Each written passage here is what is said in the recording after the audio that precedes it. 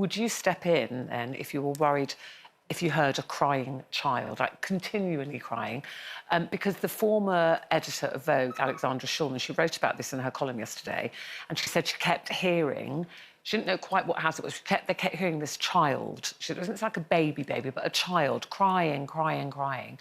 And it started this debate with her and her family and her friends, like, do we go round? Do we say something? Is it a child in trouble? Isn't it a child in trouble? Nobody likes a nosy neighbour. We don't like curtain twitchers. What do you do?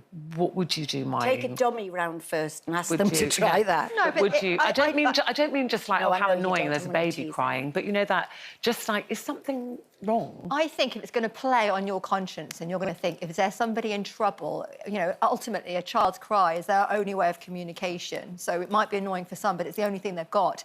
If it is going on to a point you think, you know what, they're trying to say something, for the sake of being a nosy neighbour, nobody wants to be intervening, but you could save a life. There could be a problem there, and there have been many an occasion where children have tried to communicate in whatever way they can, and people have just ignored that because they haven't wanted to get involved. My question to you is, could you live with yourself, knowing that that little baby was asking for help? If you then found out, you just say, oh, don't get involved, don't be a nosy neighbour, and then you find out something was wrong in that house. But all social studies reveal that we know less about our neighbours than ever before.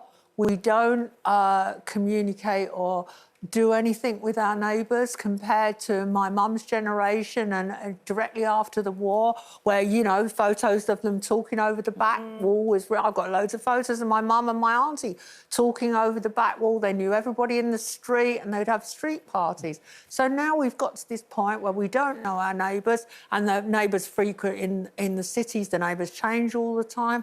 I wrote a story about something that happened 2 years ago.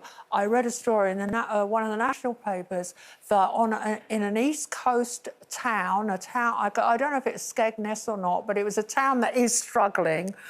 A woman left her child, her 3 or 4-year-old child, with her dad while she went away for a week or 10 days. And she...